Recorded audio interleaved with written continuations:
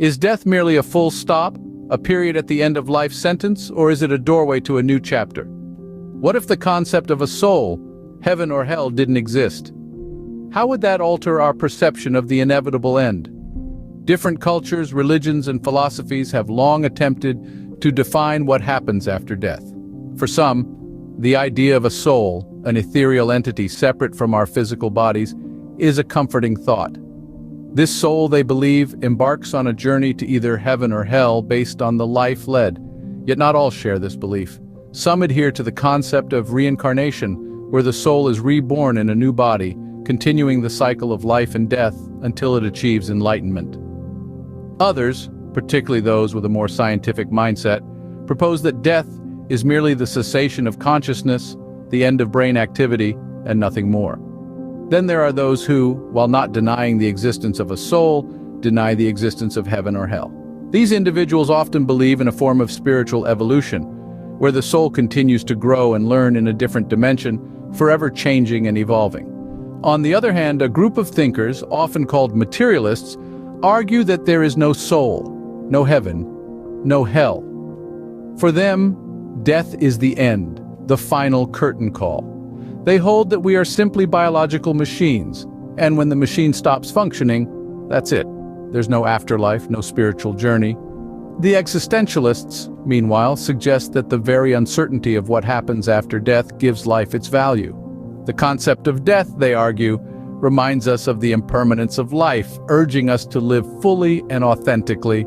So, what happens when we consider a world without the concept of a soul, heaven, or hell? It's a question that shifts our focus from the afterlife to the here and now.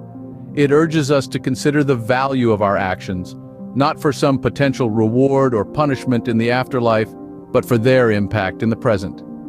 In a world without souls, heaven, or hell, death becomes not a journey to another realm, but a reminder of life's finite nature. It presents a question. If there's no afterlife, how can we make our lives meaningful?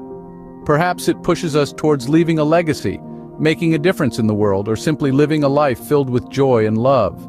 As we consider the profound significance of life without an afterlife, it's only natural to question, is there any empirical evidence that supports the existence of the soul? Various theories and studies have been proposed over the years, each attempting to reconcile the spiritual with the scientific. Let's begin with the paradigm of consciousness. Some scientists posit that the soul can be equated to our consciousness, our individual awareness and understanding of ourselves and the world that surrounds us. This perspective aligns with the ancient Indian philosopher Yajnavalakiya's explanation of consciousness in the Brihadaranyaka Upanishad, where consciousness is perceived as the eternal core of our being, and after death, nothing remains. Yajnavalakaya asserts in answer to Maitreyi, after death there is no consciousness, and explains this by saying that the imperishable, indestructible Atman is avinnas'in, anucchittidharman, that is, has after death no further consciousness of objects, because as knowing subject he has everything in himself. Nothing outside of himself consequently has no longer any contact with matter, that is matrasamsargas to asya bhavati. However, the nature of consciousness is very complicated and largely enigmatic phenomenon. Scientific studies like Dr. Duncan McDougall's infamous 21-gram experiment have stirred the pot. He professed that the human body sheds 21 grams at the point of death, speculating this to be the mass of the soul. His results, though, were met with widespread criticism and were never reproduced, thereby relegating his findings more to the realm of folklore rather than accepted scientific fact. Quantum physics also joins the debate, with some proposing that the soul could be a type of quantum energy stored at a subatomic level. Again, this theory is conjectural and is bereft of definitive evidence, so where does this leave us? The existence of the soul remains a topic of hot debate within the scientific community. If consciousness is just our life experiences stored in form of data in our brains, methods are being discussed to put this data into some sort of memory chip and fit in a brand body made by cloning. Can man beat death this way? Who knows what can be done in near future? While some see potential routes for investigation. Others argue that the soul is a spiritual construct, not a scientific one, and hence cannot be confirmed or debunked by scientific methodologies.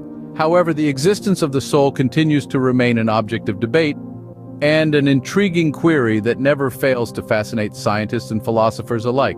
As we plunge into the enigmas of life and death, it's crystal clear that the journey is just as crucial as the destination. And perhaps it's in this voyage of exploration and discovery where we truly uncover the essence of life. In summary, the concept of death and its interpretation varies widely across cultures and philosophies. Some see it as a passage to another realm, while others view it as the end of existence. Yet, when we remove the concepts of soul, heaven, and hell, it forces us to confront the reality of our mortality and consider how we can make our lives count in the here and now. An exploration not of the afterlife, but of life itself. Maybe the most important question is not what happens after we die, but how we live while we're alive.